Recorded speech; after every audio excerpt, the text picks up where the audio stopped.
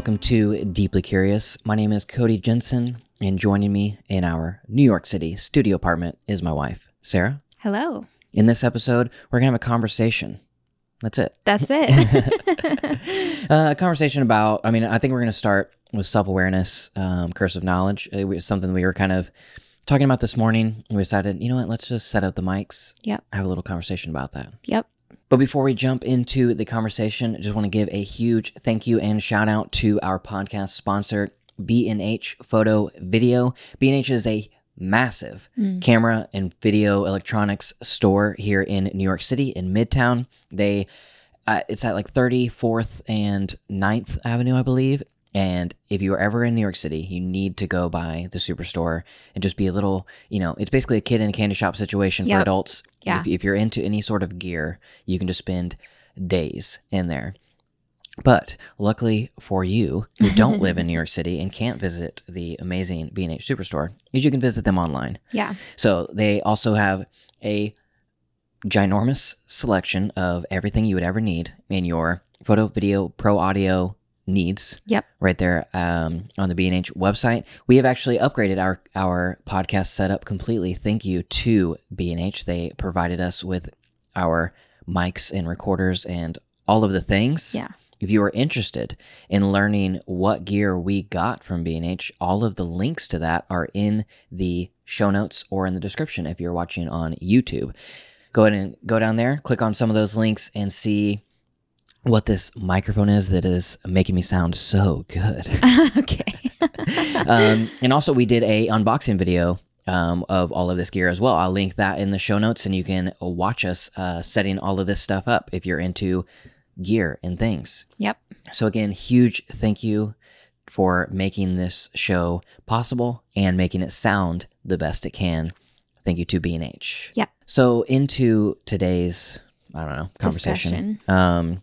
We were talking to some people yesterday, and we were having a conversation, and just we were talking about relationships and stuff, and as we were having that conversation, I kind of remembered how different people are, I guess. I don't know. I guess it just reminded me that I have a different perspective than a lot of people, or maybe, I don't know how many people, but right.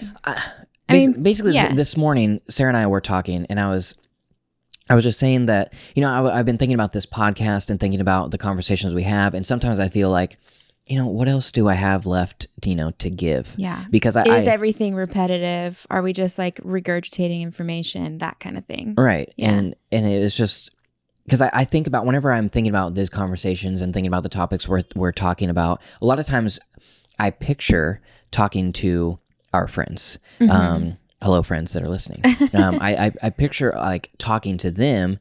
And so a lot of times I don't know, doubt myself. I'm like, yeah, I have a unique perspective in, maybe marriage, or I have a unique perspective in this thing, or, I have this to give. But then I think, what else is there? Like, how is that any better? Right. And I'm thinking about these friends of mine who have very similar upbringings, very similar cultural backgrounds, very similar religious backgrounds, and a lot of them, or maybe all of them, have even the exact same spiritual leadership in the time that we became friends. And so we have a lot of the same knowledge. And so it's like I forget that there are way more people that do not have, the same experience and the same worldview and the same like self-awareness or whatever it is. Right. And so anyways, we had this we were talking to these people yesterday, and it just, I guess, I don't know, reinvigorated me, or... Well, I think, because the thing is that we all only have our experience, right? And you get kind of caught up in your experience and thinking that, like, that's the whole world. You know what I mean? Like, not in a selfish way, just literally all we know is our own experience. So it's hard to get out of that, I think, sometimes. And so, we're talking about, like, what value do we add to other people's lives? And you're like, I don't know, I got nothing, right? But it's not actually true because, again, everyone else only has their own experience. So it's hard to remember, but it does feel that way a lot. Like, okay, I've said all I can say. Yeah. You know? And in basically, as I was, in that conversation, the thing that I was reminded about is how we are so ingrained into this journey of self-awareness. Right. And we've talked about it on the podcast a lot, especially in like the first like 10 episodes. We talked about becoming self-aware and being, just the things that surround being self-aware a lot. And so we haven't really talked about it, right, since then. Because again, I think we even had this conversation. You were like, we're talking about this too much. We need to like find different subjects, Right. Yeah. But anyways, what I'm getting at is that we were, having a conversation with people we rarely have a conversation with. And I realized how important, or like I remembered how important self-awareness is, because I saw a lot of things in that conversation that were, I guess, I felt like they weren't self-aware. Mm-hmm. They weren't. Maybe I'm trying to like not say it harshly, but maybe that is it. Like they just. Yeah, I mean the truth is that some people are more predisposed to being self-aware than others. Everybody has the capability of being self-aware, but it is a muscle you have to exercise, right. And it's really hard to start that journey, because what even is self-aware? Like, just to be able to even, I mean, I guess it's kind of natural to me, but like to be able to even define it is kind of hard to, you know what I mean? Like when you're just starting out learning to be self-aware, nobody really knows what that means until you learn enough about yourself and you can recognize. It's kind of like an out-of-body experience, You're like, maybe you're having this conversation or this experience, or you're feeling these things, and like in the moment, you know exactly what you're doing. You know your patterns. Right. And like that's kind of self-awareness. But it's kind of hard to explain. It's knowing why you do something. Right. And recognizing it in the moment and choosing a different thing. Like an unhealthy, like choosing to do the healthy thing is like self-awareness. But like to be able to like start that is really hard, because how do you become self-aware? I don't know. Like, you know what I mean? It's very elusive. Yeah. I mean, I think it's just, you just have to start somewhere. Oh, I know. But I'm saying learning to recognize the patterns, like when you're in the middle of doing some self-destructive thing you do, recognizing that is so difficult. It gets easier over time, but like the first times, you know what I mean? Like it's hard to. Yeah, I almost think that self-awareness almost has to come from someone other than yourself. I do think that it takes somebody else pointing out something to you before you can really recognize it. And it doesn't even necessarily have to be a person. It can be a book of some sort, or that like a person wrote. That a person wrote, yeah. Like something like that can also, because, well, I'm thinking about the Enneagram, because that is the most helpful thing or the thing that's been the most helpful to me in self-awareness and like learning my patterns. But also people who like know you really well, who can say like, what are you doing? Mm-hmm. And then you catch it the next time. Right. Yeah. It almost becomes like a fool me once, like shame on me, like fool me twice, shame on you type thing, or like the opposite of that. Yeah. Fool me once, shame on you, fool me twice, shame on me. Yeah. And it's kind of like, if you aren't aware, it's kind of like somebody makes you aware, mm-hmm. There's no fault in that. Like it is painful. Like whenever you first become aware of, it sucks. Maybe like you're coming across as like a douche whenever you talk to people. Yeah. But you have no idea that that's happening. Like you're just going about your life, and you have not even that thought hasn't even entered your mind. Well, I mean, but then a most really people, good example of that is all the, like when we were younger and like the way you would speak or make jokes or whatever, I always thought were harsh, like toward me, but I didn't tell you. So like, how could you know? Yeah. You know it's what like, I mean? it's one of those, it's like learning who you truly are is hard to do on your own. And it's like you're coming across as a douche, like to a lot of people, even though you have no idea that that's happening. Right. Because it's so natural to you. But nobody actually told you. Yeah. And then once you're told that, you obviously kind of go through it's hurtful in the beginning. It's also, you might reject it and be like, no, that's not me. Like right. You know, whatever. You can go through like the 5 stages of grief or whatever all it the is. Stages, yeah. But then once you accept it and you're like, okay, I am coming across this way, even though it's hard to accept those negative things about yourself because you judge yourself by your intentions, right? Not by your actions, right? Versus everybody else judges you by your actions. Correct. And so you're like, my intentions and everything are good. Like I feel like whenever I am talking to these people, I'm coming from a good place or whatever. Yeah, I'm just trying to help them teach them. But the perception of that is actually negative. And so you have to realize, okay, I know in my heart of hearts, you know, whatever, that I'm trying to be a good person. Like I'm trying to help or I'm trying to whatever, but I am coming across as a douche. Yeah. So what do I need to change? And you're not going to change overnight, and you start to change that and you start to recognize it. And then whenever you enter into that conversation or the next time even you are a douche and you're like, oh my bad. Yeah. I can see kind of what that is.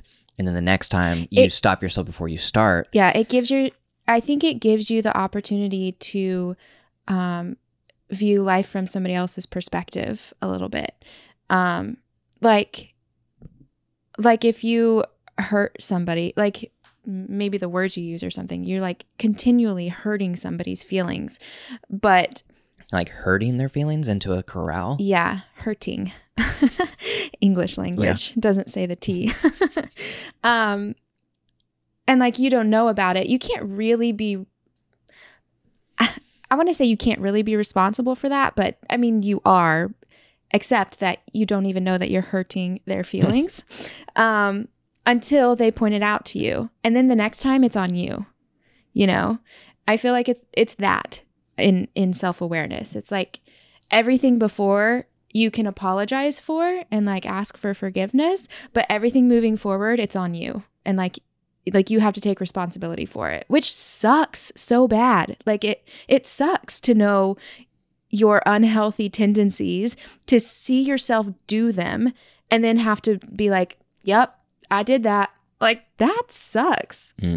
But that's self-awareness. And ultimately, it leads to a much better, well-rounded individual. Right. And a more, I mean, what I would consider success, like life fulfillment, essentially. Right. Yeah. Like, I feel like a self-aware life is a life well-lived or a whole life. I mean, there's something really...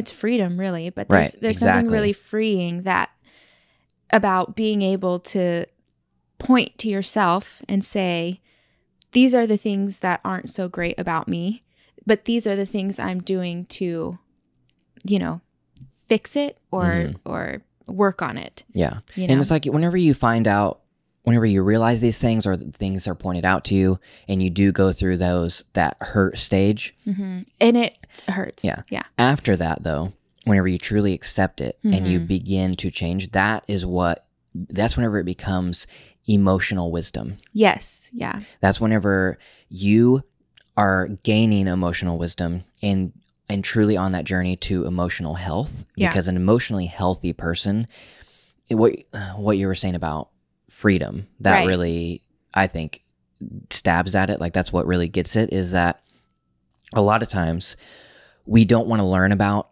ourselves, or we think that like just being who we are, that's truly what's being free, is that, you know, being about self, being about me, and not changing myself, you know, because my intentions are good, you know, whatever. I am me, I am who I am, that type of thing.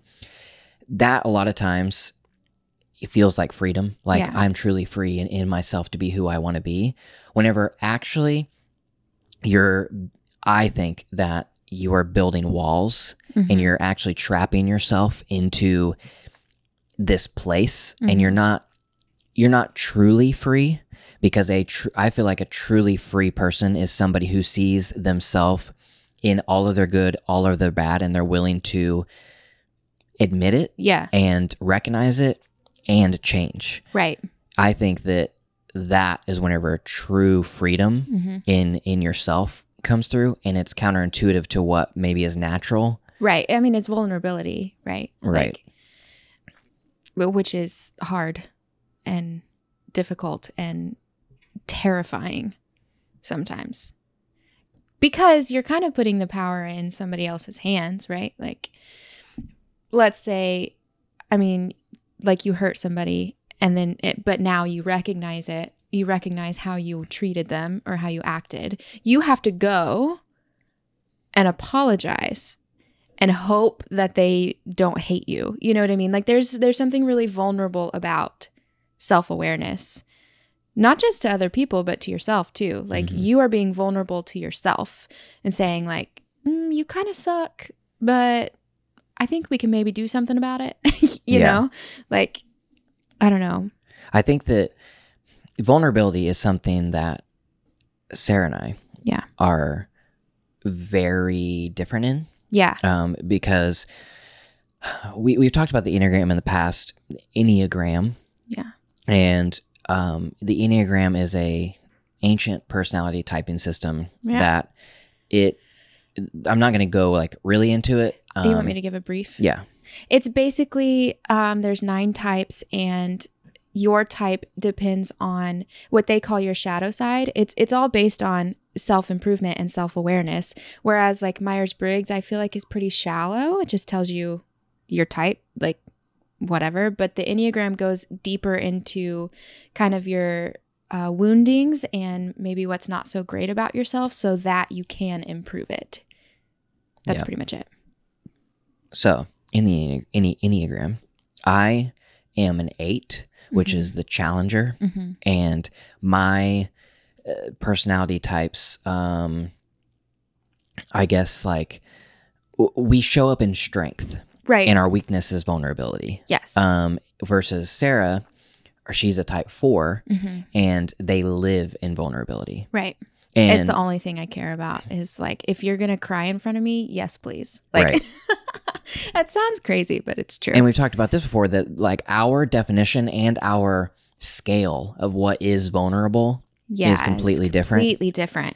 We had this conversation with our friend Lindsay, but I'm pretty sure it was off mic afterwards. We started talking about vulnerability, and because Sarah and I have such different definitions, and so we were just talking about it. And for Sarah, it's essentially that if you are not crying, literally nothing. No, I can appreciate like when someone else is being vulnerable to their level. Like, I can understand, like vulnerability. If somebody's being vulnerable to me, I can appreciate that and understand it. But I don't feel like I'm being vulnerable ever. Like, I'll share anything, and it's like the worst things about me that I hate so much. But like, it doesn't feel vulnerable to me, But this is a weird thing about me, because I like to cry, because it's like an emotional release. Like, it gets it all out there, and I enjoy that. Is a weird word to use, but whatever. I cannot, or I don't let myself cry in front of people, though. Like, I don't. So, I hide myself from crying in front of people. So that's like that's the vulnerable that I can't pass.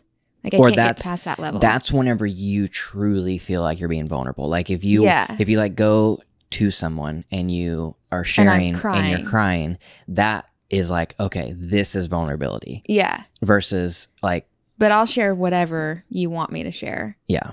And it's fine. Versus like myself, like, I feel like I'm being vulnerable a lot, just with being transparent. Yes, That's a good word.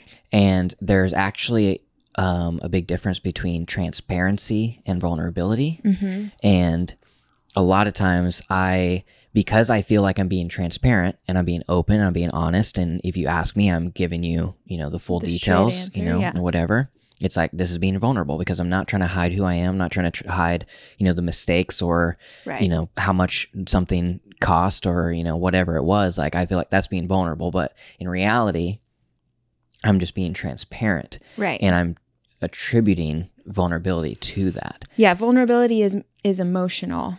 Right. It's like emotional transparency, I guess, which I don't even know if that's a thing for you. Yeah. And the thing for me and being an Enneagram 8 is that I'm looking for like power and strength. Yeah. And I basically push away things that are perceived weaknesses. Mm-hmm. And the thing with vulnerability for most people, but especially to vulnerability is hard for anybody. Right. Yeah. But especially for somebody of my personality type, vulnerability is perceived weakness. Yes. Because to admit that I'm scared or to really like, break down or, to open up and be truly like innocent or truly vulnerable. Raw and like get those emotions out that like, I don't know what I'm doing and I'm scared and I'm like, whatever, to really open up about stuff like that would be to show weakness. Yeah. And so whereas I kind of view it as strength. For me, like I think, and maybe that's why I like vulnerability. That's why I like authenticity, as I feel like admitting your biggest weaknesses is strength. What's interesting about this, I was listening to a podcast with an Enneagram 8, and they were talking about vulnerability. Mm-hmm. And they said something that is really, I don't know, poignant for me or something. I mean, I liked it. Yeah. So true power and strength come from vulnerability, come from innocence. And it's actually, it's the opposite of what is natural to me and what is natural to you. Right. But a story, it was on the Typology podcast with Ian Morgan Cron. Fantastic podcast. So Ian Morgan Cron, he gave this example, this story that I really liked. And he said, so imagine you're in a room with powerful people. So, let's say like a president of the United States, Oprah, and I don't know who else is somebody like really powerful or influential or something. That's too big a question. I don't know. I think he used the example of Bono. So just like some people with a lot of clout, a lot of power, somebody who is respected. Yeah. Those type of people, they, for them to show vulnerability, is like going to be rare type thing. It's like their image, like power. But then think about that if you're in that room and somebody brings in a baby into that room. No matter who is in the room, if a baby is present, everyone is drawn to the baby. Yeah. President of the United States, Oprah, Bono, whoever it is, like they are the most, powerful people in their respective fields, yet they are drawn to this baby who is basically the perfect image of vulnerability, the perfect image of innocence. Yeah. And he was using that as a metaphor that everyone is drawn to the baby because vulnerability is not the opposite of strength. It is the source of strength. Yep, I totally agree. So he was talking to, this Enneagram 8 in that, and he was saying, okay, your thing is that you need to be strong and you need to be, powerful, in charge or whatever. He's like, think about that baby in that room. And if you wanted to command a room and you were to truly strip off that wall and be vulnerable, think about how much power you would have in that situation and how many people would be drawn to you in the room because you are naturally a person people are drawn to, because that's the kind of the challenger, the personality that of the 8. You kind of demand attention, not in a bad way. But Yeah. That sounds bad, but I don't mean it that way. It's more your presence. You're charismatic. Yeah. Whenever you show up, for some reason, people are drawn to you. Yeah. But think about how much you would truly command the room, like if you were innocent, if you were vulnerable in that. I mean, you can even like examples of like if I don't even have a specific example, but like if somebody is speaking, they're like a speech, talking. Well, like President Obama talking about, I think it was one of the mass shootings. He was giving a speech. Yes, I think you're right. And like he started crying, right? Like how much more powerful is that, right? Or even I saw this video of John Legend giving a speech. Chrissy Teigen won some award, like Women of the Year, I don't know. It was something like that, some women's award. And he was like giving the speech for it. And he was telling a story about how there was some event they were at and Chrissy Teigen was in the back and she was crying because she felt like she didn't belong and with like all these powerful women. And John was like, the world recognizes it and I hope you do too, that you do belong here, whatever. And he was like crying, of course, because it's his wife and it's beautiful and it's vulnerable and it's so powerful. It is so much more powerful when you show emotion. I know that that's like the opposite of what we immediately feel. We feel like we have to protect ourselves or like I don't want you to think I'm this like overly emotional whatever. Like, I don't know, all these like mind games we play with each other, but none of it matters. You know what I mean? Like vulnerability is always going to win. Always. 2 things that makes me think about that are somewhat unrelated but interesting tidbits. Is that I was listening to something I heard a while back talking about in public speaking and in crying, that type of thing, is that whenever you are in situations where you're telling a story, and especially like if you're on a stage and you're like, that type of public speaking, is that if you tear up, that is people feel empathy towards you. But if you transition into actually crying, people feel sympathy for you. And to truly, I guess, deliver a powerful message and for people to go away challenged and moved into action, is you want to keep people in the empathy stage. And so you want to, tear up, maybe, choke up a little, things like that. But if you move into crying, then people feel sympathy for you, not empathy. And the the power of the message, as far as moving into action, is actually lessened. Why? I don't know, because there's a big difference between feeling sympathy for somebody and empathy for somebody. Yeah, but I just mean like, why is crying worse? Like, I think it's more. I think it's more like just naturally like what our, how our brains are. Yeah. It's like feeling. That seems weird to me. Yeah, I think it was like a TED Radio Hour or I mean, I something trust like it. that. It's just like weird. Hidden brain, maybe. Yeah.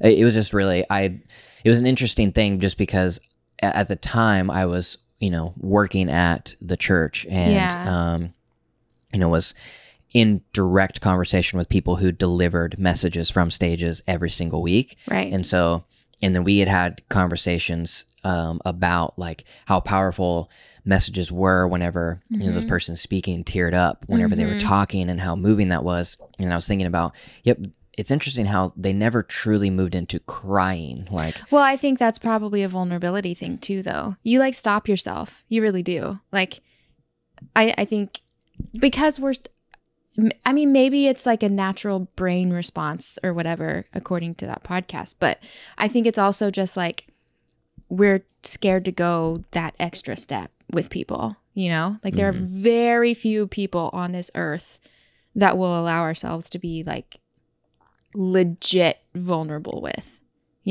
So I think you stop yourself too. Like, I mean, I do it. Like I would say I'm like decent at vulnerability. I guess I don't really feel like I'm ever being vulnerable, but like, I stop myself from actual crying in front of people. You know, I'll tear up and I don't feel like that's vulnerable, but I will stop myself from crying. Maybe it is a natural brain thing. I don't know.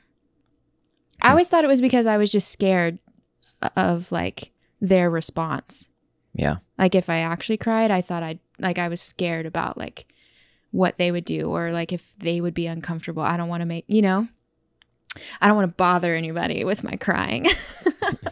But maybe it's a natural brain thing. Yeah, I could see that just from like a social awareness point of view. Yes. That you understand that crying in a social situation is actually very awkward for people. Yes. And I never want to make people uncomfortable. And being like socially aware, yeah, person, and being like, okay, if I cry, they're gonna be like, what do I do? Do I like? Let me pat your shoulder. Exactly. Yeah. Anyways, another thing that made me think of is, I cannot remember who it was because I watched like probably 4 different comedy specials this week. I think it was probably Joe Rogan, which I talked about something in his stand up last week too. But anyways, he was talking about whoever I was watching was talking about crying, and how crazy it is that we tell little boys not to cry because it's weak. Because if you if you show emotion, then you're weak. You need to be strong. You need to be a man, and all this stuff. And he was like, you know what happens whenever you tell little boys not to cry? He said they turn into men who grab women by the pussies. Yeah. Wow, I can't believe you just said that. I'll bleep it. Yeah, okay. It's true though. Actually, you know who's a good example of talking about, well, like toxic masculinity is what that is Matt Haig. He wrote Reasons to Stay Alive and Notes on a Nervous Planet. Fantastic. But he talks about that a lot. He's like on Twitter talking about toxic masculinity a lot and crying, and how crying is actually not unmanly. Like, I don't even know where we got that from, because like it's a natural response to your body can't hold that much emotion in, so it lets it out in different ways, and crying is one of those ways. You cry when you're happy because you're too happy. You have so much joy you can't contain it, so you cry. You cry when you're sad because you have so much sorrow that your body needs to get it out. And like, there's nothing unmasculine about that. It's a natural body response. And I don't understand where that came from. And if you just keep it all in, of course it's going to be just like this volcano waiting to erupt into something like freaking where we're at now, Like, it's wild to me that is considered unmasculine. What even is masculinity and femininity? Like, I don't know. It's so dumb. Anyway. Yeah, and also that's obviously something that I'm really passionate about right now. And also, I would say that men's need or whatever to not cry is more for other men. Yeah, let me just say this. The most attractive thing in a man is sensitivity and vulnerability. Honestly, women love that. Yeah, that's what I was going to say. Seriously, like, I don't know a girl who sees a man tear up and like isn't immediately attracted to him. You know what I mean? Like, there's something it's because it's authentic and it's real and it's true. And like, that's what people want. So I don't know why we're all so scared to like be real. Because that's what actually everybody wants from everybody else. Yet we like withhold it because we're scared, I wonder if that is universally, I mean, I don't think anything is universally true, but generally true, like among women, because you are obviously an Enneagram 4. Vulnerability is your thing. It is. Like, authenticity is my thing. Sensitivity is my thing. So obviously to you, vulnerability and sensitivity and things like that are going to be very attractive because that's what you value the most. But I mean, honestly though, I have a lot of my friends who think that too. Yeah. I mean, mostly about like, a guy tearing up, a guy walking a dog, a guy with a baby. Like all of those things are like, more sensitive things. Because dogs and babies are true innocence. Yeah. And there's something about that is really freaking attractive. So if you're a single man out there, guys, go to your local coffee shop, grab a good book. Yeah. Yes. And tear up a little bit. Make sure it's a 50 Shades of Grey. No, that is not sensitive and vulnerable. The Art of the Deal. I don't know that one. Donald Trump's book. Oh, gosh. That is a good way to not get the book that Donald Trump's name's on that somebody else wrote for him. For sure, yeah. Anyways. I was thinking more like a, World War Z. Yeah. Whatever. Anyways, I'm just saying Marley vulnerability. Yeah. Vulnerability, sensitivity is the most attractive thing. I feel like that's a general statement among women. I agree, and I'm not even a woman. Yeah. When you were talking about transparency a little bit ago, it reminded me of the curse of knowledge. Mm-hmm. So like, because basically you don't ever feel like you're just transparent. That's just like how you are, right? And like everything is, I think, so like natural to you to just like know and share and whatever. And even with like self-awareness, we were talking about this earlier, like being self-aware is such a weird thing to know about yourself. And like, it's hard to, I don't even like define that, but like, I think like other people recognize it, and it's weird because like with us, we have had so many like friends tell us over like the years, like, oh, you guys should make videos and whatever. Like, you guys are so cool. Like, you should share your life, blah, blah, blah. And we just kind of like give them a funny look because we're like, we sit on the couch just like everybody else. Like, we're not that cool.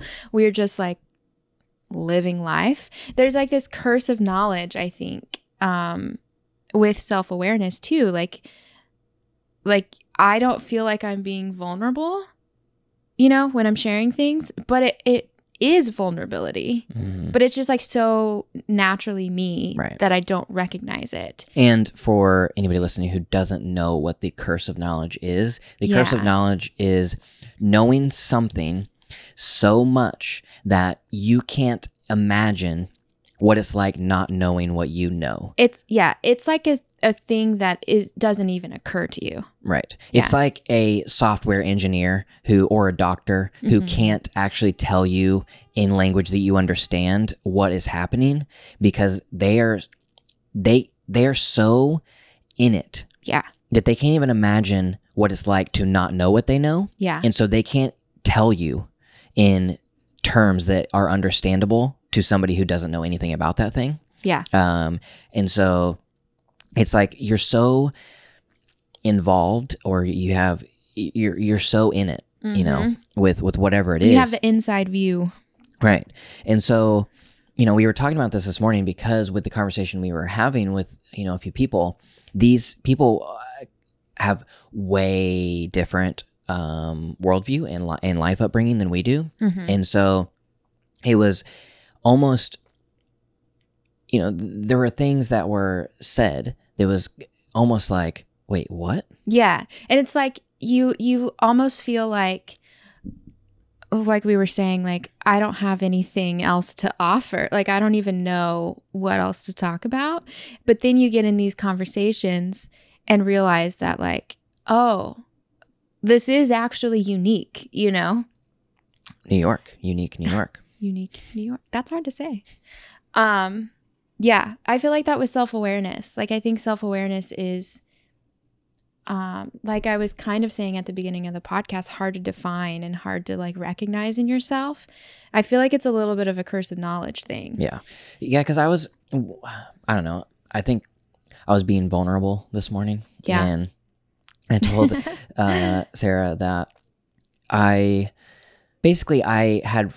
had forgotten about self-awareness. Like, I'm trying to think of what language to actually use with what I was feeling, because essentially like what I was saying in the beginning of the show is that I wasn't talking about self-awareness and everything like that because I felt that I didn't have anything left to give in that. Yeah. And then also I forgot what it's like to not know what I know. Yeah. And then also feel like I'm not very self-aware. Yeah, I feel like I'm not I feel like I don't know things about myself that I should know. Yeah. Yeah, I think you said like, you know, before, like when we were talking about self-awareness, like a decent amount in like every podcast, it was absurd. You said you felt self-aware, and like more recently you haven't felt very self-aware. Yeah. And I think that when you look back, that makes sense because you were like, we need to stop talking about self-awareness. And it makes sense because if you weren't feeling self-aware, why would you want to talk about it? But I think like just with everything else, like life is not a start here, end here journey. It is literally an up and down. There is no destination, you know, all those quotes. It's not even a linear line. It's not a line. Yeah. It's so much of a 2 steps forward, 10 back, you know, kind of thing. There's like so much push and pull and give and take. And like nothing is linear. It's just all over the map. Yeah, except for time. Yeah. Like time moves on. Yeah. But your journey into being a healthy person, into being a self-aware person, into learning how to be selfless or whatever it is you're learning, none of that is linear. Learning how to be a good person is all over the map. Up, down, left, right, and spiral. And you can be a good person in one area and a really bad person in another area of your life. You can also be really self-aware for a season and then go through, I don't know, you know, just life and then not be very self-aware. Like it is a constant, like I said, it's a muscle that you have to like constantly work on. And so like self-awareness isn't something that you're just going to like be good at, you know? It's something that you have to constantly work at. And I think you will go through seasons of not being very self-aware, or even for me right now, or maybe not right now, but the last like 4 months, I was going through this time of I'm self-aware and I know what I'm doing, but I'm not going to do anything to change it because I don't want to, you know, like I was being very like Spiteful. Yeah, spiteful Toward yourself. Yeah, because I didn't want to do all of the hard work that it takes to be self-aware and to like make the healthy decisions. You know, like you're going to go through different times and that's fine, you know? Yeah. You can't be completely 100% healthy 100% of the time. That's not life. And I think that to keep on this conversation of like the curse of knowledge and self-awareness is I think that becoming self-aware in what you truly have a curse of knowledge is so powerful. Yes. Because you want to talk about, you know, what we're doing right now, this podcast. You want to talk about our current career of being YouTubers and podcasters. If we stayed in our curse of knowledge of not recognizing our unique giftings or talents or what we have to offer, right, we wouldn't be doing what we're doing right now. Yeah. Because whenever you truly step back and realize what, you know, this deep knowledge base that you have, that you can't even, you don't even recognize it because you know it so much that you think that everybody else knows it as well, because how could they not? How could you not know? Well, and even not just like, if we not talking about like knowledge specifically or what value you add, but like, I still don't feel like we're cool. I still don't feel like we're doing like cool things or like different things, or like, I don't feel like I think we've talked about this in the podcast. I constantly am like, oh, well, how am I any different than anybody else? What am I having to offer that is like better or cooler or whatever? Like, I don't have anything. I still feel that way, you know? But the point is like, I know what people have told me, and like, you have to just like keep reminding yourself of that and like continue anyway, You know what I mean? Mm-hmm. And like eventually I think you start to believe it. It's like the fake it till you make it kind of thing. Right. Like I don't feel like I'm cool, you know? I don't feel like I'm vulnerable. I don't feel like I'm whatever. But I know what friends, close mentors, strangers on the internet have said to me. And so you just kind of have to like believe that that's true. You have to start recognizing those patterns. Yeah. Because, with us, we had close people, tell us certain things, about, you guys should record, whatever, or talk about this, You guys are so fun. You do cool things. You should make videos about it. Right. And it's like that. Those things had been said to us in the past, or people saying like, you guys are so cool. You're like the coolest people I ever met or whatever. And we're like, what do you know? You don't know very many people. Yeah, exactly. Like, I don't think we're that cool. Yeah. But then, I used to just dismiss it.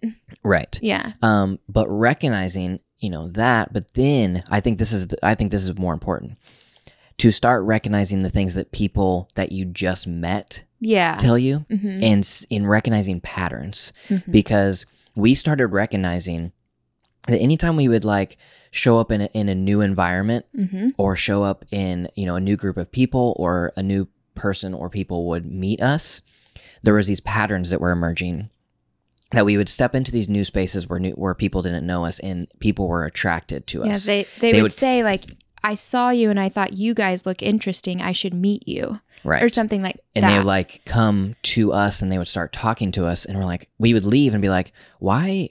That's so like, what? Like we would leave confused, essentially, of like, we just like showed up and like people like were coming up to us like, I really wanted to talk to you guys because you guys seemed really cool. And we're like, what are you, I'm wearing a hoodie. Right. Exactly. And I don't look cool. I don't look like you. But then that like kept happening. Yeah. And so it was like, okay, we need to like basically do something about this. Yeah. Essentially is just quit. You have to quit denying it. Like, you have to step into who you are. Right. And it's not, because some of it can turn into false humility. Oh, humility. Yeah. Humility in that you're like, I'm not cool. Right. LOL. But I think you can step into those things and still remain humble, because you can absolutely recognize that people see these things in you, and that you have this aura, let's say. Yeah. Because I don't think it has anything to do with the way that we dress or present ourselves. Like whatever. It's just that it's this natural, I don't know, confidence, or this natural something. Well, I don't have confidence. So I don't. Yeah. Not that. It's this like natural, like vibe, attraction, yeah, or aura that is coming off of us, and there are certain people that are like attracted to it, and I think that it's whenever we started to, I don't know what you would say. I guess just because I think it's just like you just have to step into who you are. Right. Like that's what it is. Like and it's not in a arrogant way. Yeah, that's what I'm trying to say is like the arrogance would be to see it and then truly believe it about yourself. Be like, oh, wait. Oh, that's I'm right. Cool. You want to hang out with me because I'm cool. I'm cool. That's why people are attracted to me. It's because I'm so cool. I have all this stuff going for me. And like we're this awesome couple, power team, whatever. You like project this image. And it's not that there's anything inherently wrong with those things. Right. It's that it becomes arrogant whenever you think that people should be attracted to you. Yeah. But it's more so that recognizing these things that are natural, and then being like, okay, people see this in me and see this about me. What is that? What is that? Exactly. Yeah. And becoming self-aware in that. What is it about it that people are attracted to? Why? What is it that I guess I have to offer? Yeah. And let me figure out how to lean into it. Yeah. Yeah. And not letting it go to your head. Right. And begin thinking, I'm right. all that in a bag of chips. Yeah. If we want to get 90s. Yeah. Anyways. I think, we've talked about humility on this podcast before. And that's still a subject that I don't really I'm really bad at. Because growing up, like in the church, I don't know if it was like specifically taught or if it was just like a thing that I understood, but like being humble meant like rejecting anything good about yourself, like any compliments, you know.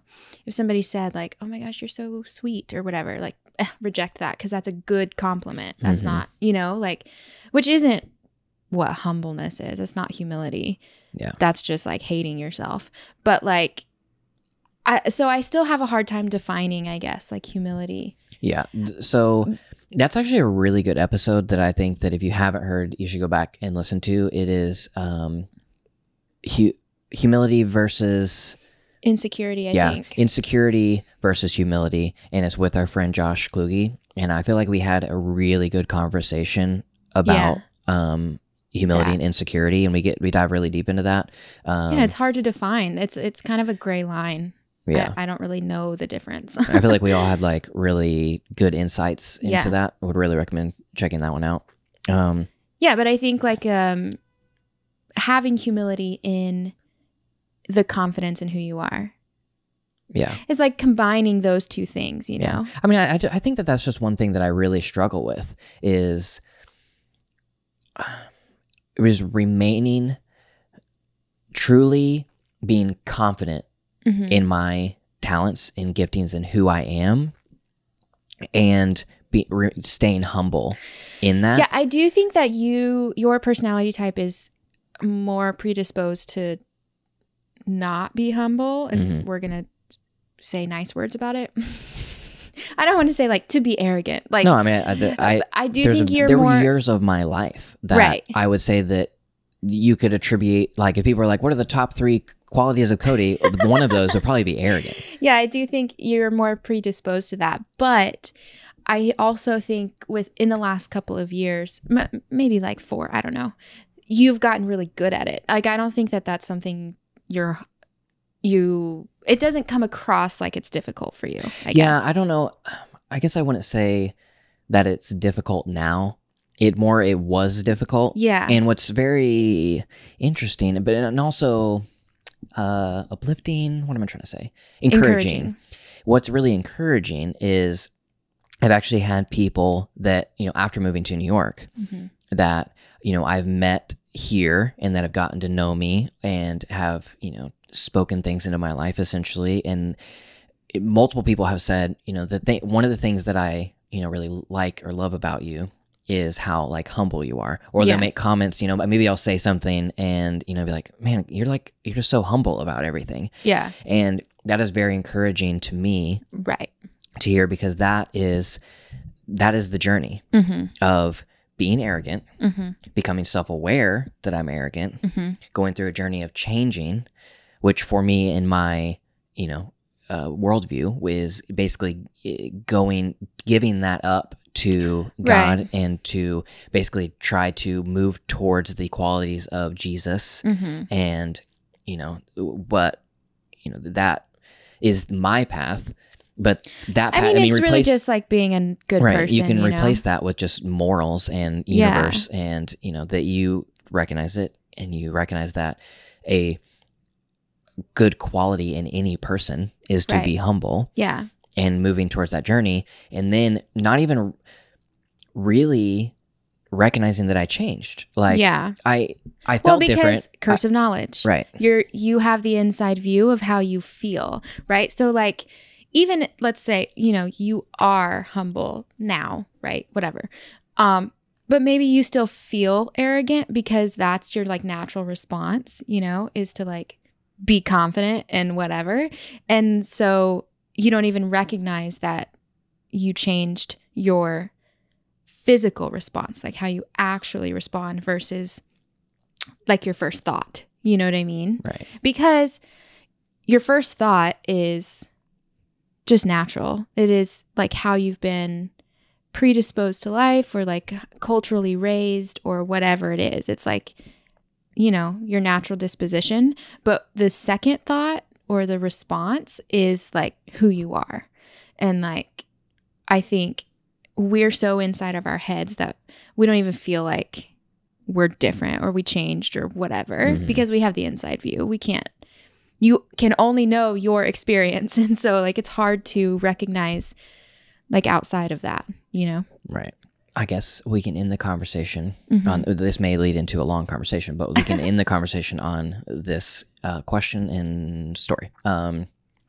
So I was listening, Ian Morgan-Cron, another one of the things that he said, specifically for anybody, but he was talking to an 8 and talking about vulnerability. And so this is going to be a question that I think we can all ask if we're courageous enough to ask it, and we're vulnerable enough to ask it, can bring such deeper self-awareness and truly allow yourself to be vulnerable and open up and know the things that basically you need to work on. Yeah. And so in the spirit of being vulnerable, I will be vulnerable right now if you have anything. And the question that he says to ask is to ask somebody that knows you, which you do, know me. What is something that you know about me that I don't know about me that I should know about me? Something bad or like less than great? Well, like it's something you should work on. Yeah, I mean, I think that's the point. The point of it. I mean, I think that true self-awareness is knowing everything. Right. So I think that the vulnerability comes in the question. Yeah. You know, it's like, what is something that you know about me that I don't know about me that I should know about me? And this, you are giving yourself, you know, giving the person you're asking you're laying your heart out, I guess, in saying like, I give you permission to tell me, and that I can't promise, you know, that I won't be hurt. Right. But the hurt eventually turns into emotional wisdom. Right. I mean, that's a big question that I have not had time to think about. So I don't know necessarily. You have any good things to say about me? Because I'll take those. I mean, I do think something that's really interesting for you, and it's probably like on your journey of being humble or whatever, is that I do feel like you don't think you're as talented as you are. Like, I think that you question yourself more now than you ever have or than you used to, which is weird because that's not you. In a good way. In a good way, you are very confident about who you are. And you still are, but like you've never questioned like how talented you are or if you were capable of making it or whatever. Like that was just something you knew. You were like, yeah, whatever, I'm going to do it, you know, which is weird for me. Like, I don't know really how to like handle that whenever you're having these like emotions of like, I don't really think I'm that talented or I'm not that good of a designer or whatever it is you say.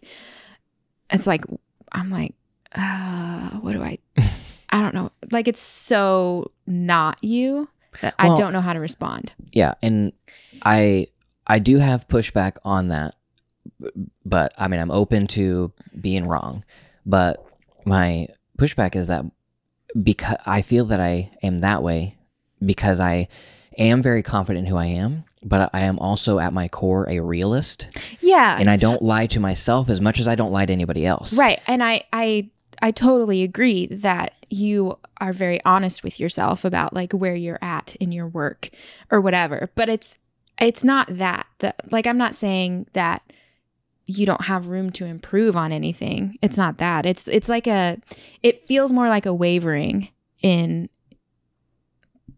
who you are, more so than like, man, I don't know how to get this to look like I want it to, you know? Right. It's different. Does that make sense? Yeah. I mean, I feel it.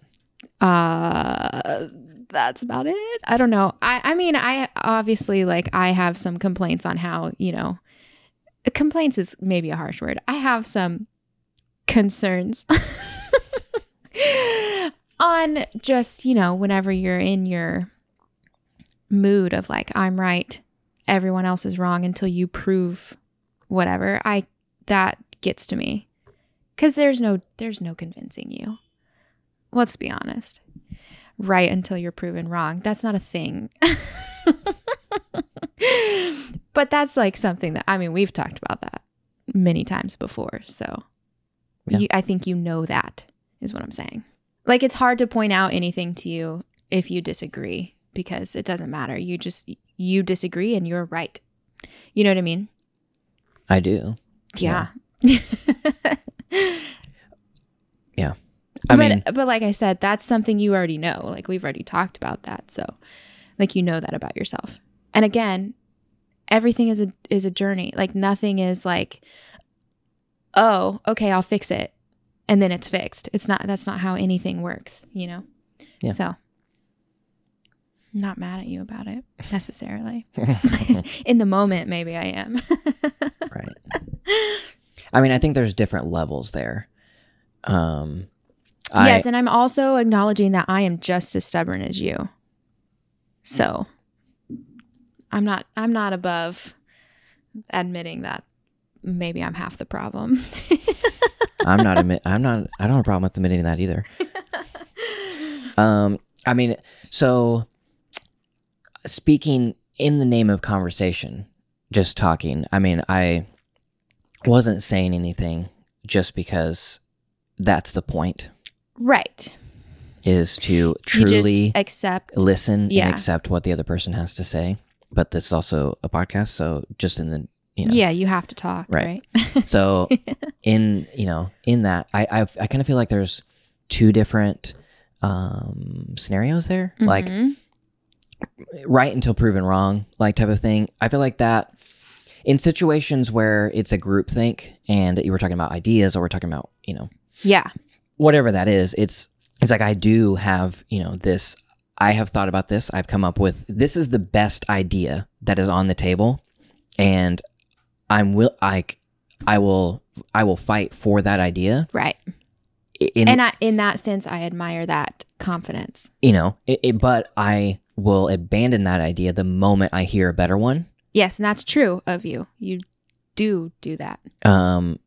Because it has nothing to do with ego in that. Like Right. like as far as what I recognize, like it has nothing to do with like me trying to be like the person who like Right. wins. Like I'm more so, no, I'm very confident in my creativity. I'm very confident in my life knowledge and skills. And so whenever we are in this situation and it's like, this is the best idea Right. that is on the table right now, fight me on it, please. Right. And then those, I don't see it as courage, but other personality types think that they have to be courageous to speak, you know, in that. And so that's one thing I've definitely had to learn is like, Yeah.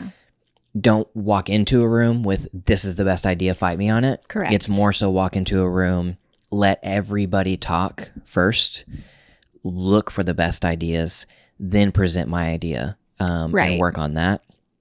And versus, like, you know, just walking and commanding a room and everybody feels that they can't, you know, Speak because up. it does take a lot of courage to basically fight with an 8. Yes, it even though does. we want you to, like we thrive in, It's exhausting. you know, we thrive in that conflict. Yes. Oh, yes. And I do not. I hate conflict. Like conflict, it is not in any form or fashion a negative experience for an 8. Yeah, not at all. You like it. Right. Because I think that the conflict, it precedes results. Yeah, it breeds the best. Yeah. Yeah. Because if we truly are not being malicious, like if we love each other and Right. we're in this you know, place of conflict, and we are, you know, this idea, that idea, boom, like boom, back and forth, back and forth, back and forth. You are arguing through Yes. the details and making sure that this thing can actually survive and come out the other side Right. a well-crafted idea. Right. Whereas for me, I just feel the tension of all of it. It's not even about like an argument, because I don't think that's an argument. I think that's brainstorming, which is great. And I enjoy that. Like whatever. I like ideation. I like thinking through things. But the way that you go about it versus the way I go about it is completely opposite, because I avoid, or I don't know if avoid is the right word, but I can feel tension. Like I take on all tension from everyone. Like I feel people's emotions. And so it's just like a little overwhelming for me. I can't handle it. Yeah. So I avoid conflict because of that, because it's too much to carry. Yeah. But in the second thing that, what we're talking about of always being right, that type of thing, more so bring that into our marriage and just you and I think that is that is the most unhealthy, the most destructive, part of, because they say that a 8 and the 4's relationship is the most creative pairing, but also the most volatile pairing. This little caveat in here. Right. And because we're both very strongly opinionated and we come at things from opposite directions. We usually, or at least us personally, end up in the same place, but we come at it completely different. Right. And obviously that's, causes a lot of drama. Also, we're both very stubborn. Right.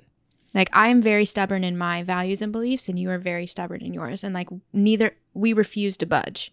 Mm-hmm. That's where all of it comes from. And with our personality types, of the 9 different types and their subtypes, they say that essentially the meanest types are the 8, and then your specific subtype of 4. Yeah. And so in the unhealthy state. Right. Yes. Yeah. In the potential to be the most cruel. Yes. We have both of those types, and so we can be cruel to each other. Right.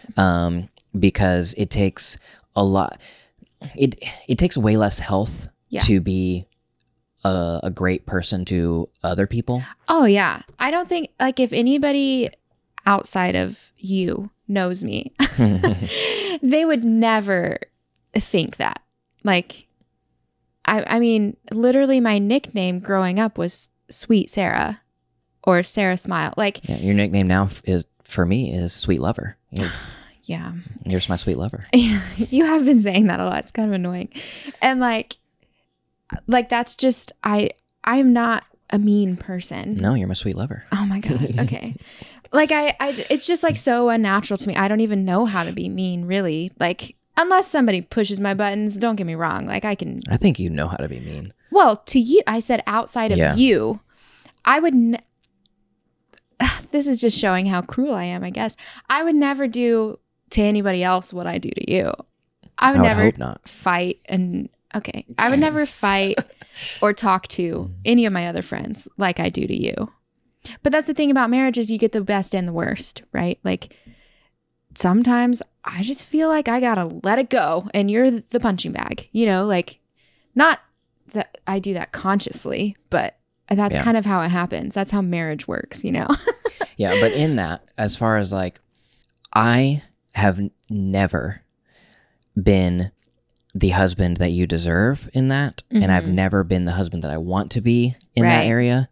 And is something that I am constantly ashamed of and constantly wanting to be a better man in, is those times of high tension, of you pointing out things or saying like, you are wrong. Like, you are doing this thing. You did this thing, without creating excuses of why I do it. It's more so that I do it. Yeah. And that you will point these things out, and my initial, response is to be right, even though I'm wrong. Right. And to try to prove it to you that I'm right. Whenever, one, the situation would never even turn into tension. Right. If I would just say, you're right, I'm sorry. Yeah. 2, I would be the man that I, hope that I am if I actually did that, but I constantly fail at doing. Right. And I don't know how to, We've been married for 10 years. Yeah. And I honestly don't know how. Well, but this is exactly what I was saying at the beginning of the podcast. Nothing is a linear line. Nothing is. And so like, I mean, we've been married for 10 years. I haven't been pointing that out to you for 10 years.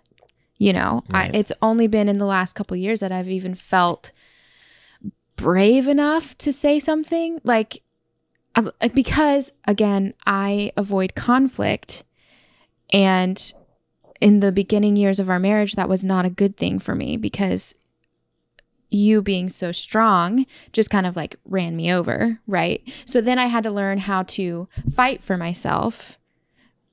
These all sound really harsh terms, but they're not. I don't mean them like that. But I had to learn how to be assertive, not even just to you, but like in life. I was not an assertive person, you know? Right. I mean, even still, this is more of a social anxiety thing, but like I don't give my name to the coffee shop barista. I give your name because I don't want people to yell out my name. Like it terrifies me for someone to be like, Sarah, and then I have to walk up in front of everybody and everybody knows who I am now. Like I don't know why. It's just like a thing. And so like I'm just not an assertive person. Even still, sometimes I make you order my food for me. Like that's absurd, but I just get scared about it. Like I'm not assertive. And so I've had to learn how to be assertive. And initially being assertive was just fighting. Like I didn't know how else to like not get steamrolled unless I just like was equally as stubborn as you. So it was more like we were just fighting about who was right versus like, okay, this is a thing that we're dealing with. Let's like figure out how you can be better and how I cannot be offended and how, you know, whatever it is. Yeah. And that's only been in the last couple years that I've even known how to do that. And even still, I am a human being who is on all kinds of levels at all times. So like, I don't always point it out very well either, you know? It's just like nothing is linear and everything is messy. Yeah. And I mean, I think that's the thing for me is I have to learn how to respond no matter the tension level.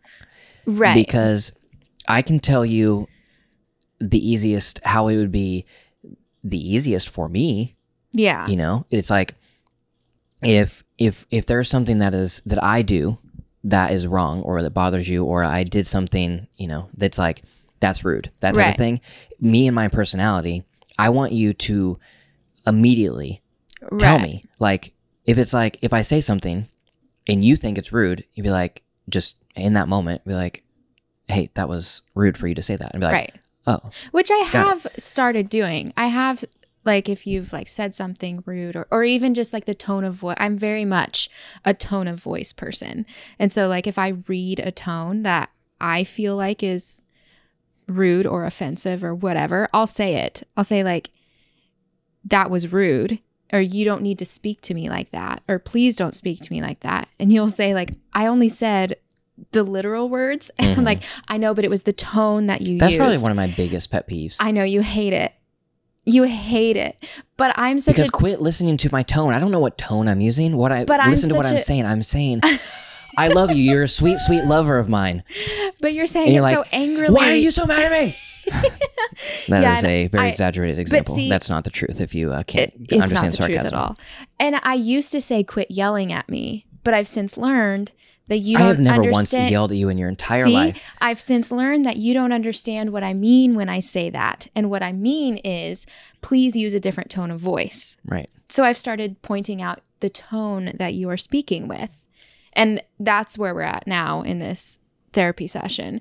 We're at the point where I'll say, please don't speak to me like that, or don't use that tone of voice. I don't appreciate it. Right. And then we have an argument about tone of voice. Yeah. I mean, I think the thing is like with me and being an Enneagram 8 and showing up in strength. Right. Is that it's hard for me to end a conversation without being the strongest person. Right. So if you start the conversation with being very stern, strong, mean, whatever, it's like my initial response, my initial reaction is to fight a little bit more than that. Yeah, to match it and beat me. Right. Yeah. And so, it's like... Beat as in win, not beat. Yeah. I love beating women to the door so I can open it for them. Yeah. And so, like basically being the biggest lion in the den. You know, it's like that type of thing. And so it's very easy for me to admit that I'm wrong if it's approached in weakness. Yeah. I guess in vulnerability, like in perceived weakness is what I'm saying. Like I'm not saying like it doesn't matter. In perceived weakness, in that you were to say, basically in a pleasant, tone or whatever, like, hey, you did this. I would, appreciate it if you wouldn't do it, or you changed, or like, did you recognize that ever? That's so easy for me to just be like, oh, I didn't know that. Right. Sorry. Like, I thank you for telling me. Yeah. But if it's brought up in strength and in like aggression, which I can do because I'm stubborn and spiteful, and I'm very firm in my beliefs and my values, and some of those are like how to talk to people. You know what I mean? Like that, it's just that simple, that like, I don't believe you should ever speak to somebody in a rude tone or whatever it is, even though I do to you, but it's more of a reactionary thing for me. I think I feel attacked, so I'm going to attack, I guess, you specifically. It's a very like firm belief of mine. So I show up with like, maybe righteous anger, like that kind of thing. Like, this isn't right and it needs to be fixed, kind of righteous anger versus just anger. Right. But not that you can read that, you know what I mean? Like, yeah. And I'm basically, I'm just painting a picture here, and I'm not saying that you should every single time that I do something wrong approach me in meekness, so that the lion doesn't attack. It's more so that that's easy for me to do that. Right. What I have not figured out, or what I haven't like learned to be able to do, that like, again, like I said, like this is the thing that shames me the most, is that in those times, I can't just be wrong. Right. Whenever it's approached in aggression, I can't just be like, oh, you're angry because I did something wrong. Yeah. It's more so, oh, you're angry because you don't understand how I'm right. Yes. That's exactly it. Because I think a couple of times I've even said like, Cody, neither of us are wrong or right, but you don't have to be right. Like, just because I'm upset about something or whatever. Like, we've had those conversations where I've had to look at you and be like, I'm not right here. I'm just pointing out something that I don't like, like, but you immediately go to right and wrong. You know what I mean? Right. Which is fine.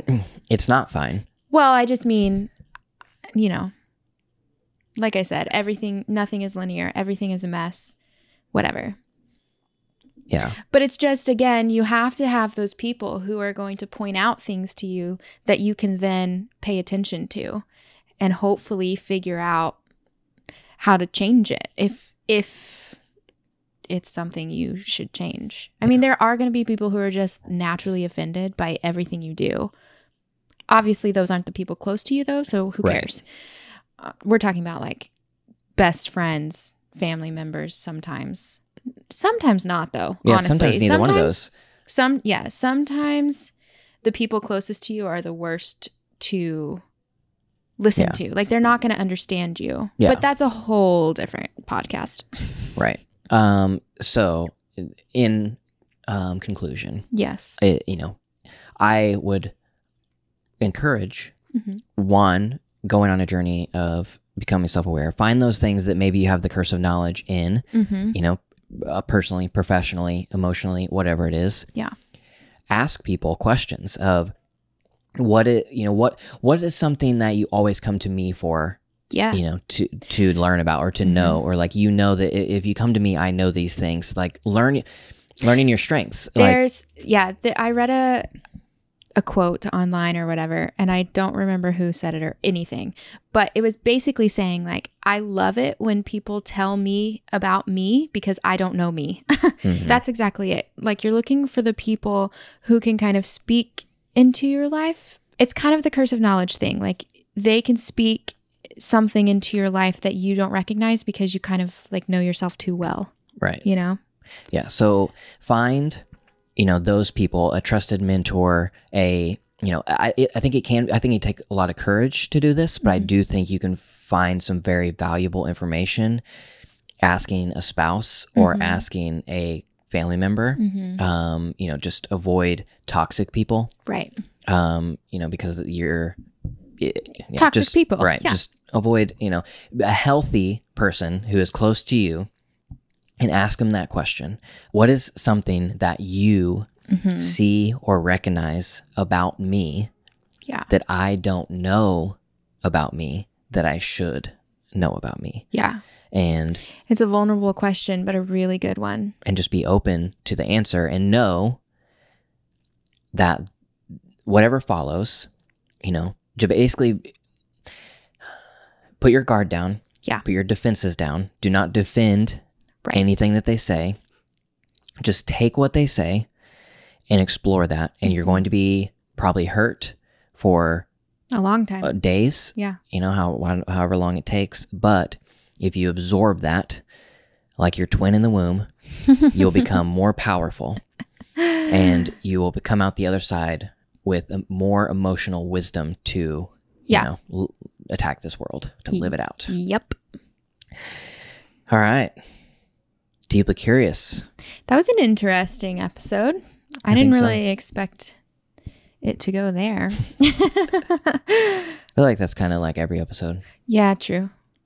It's like I love it. I love talking about anything and everything. But it's just kind of funny because I'm always like, that's where it went. Okay. So as we close out the show, just want to remind you that, one, you can get Deeply Curious merchandise at shop.deeplycurious.fm. That is one way you can support us, support the show, and represent the things that you love and that you want to share with your friends. Yeah. That you're a deeply curious person. Yep. We're all trying to tell the world who we are, right? So. Yeah. And also a huge thank you to our sponsor, B&H Photo Video. Yes. All of the links to all of the gear that we use is in the description or in the show notes, depending on if you're listening or watching. We'd love for you to click on some of those, check it out. Yeah. And that's going to wrap up this episode of Deeply Curious. Thank you guys for listening, and we will see you next week. Bye.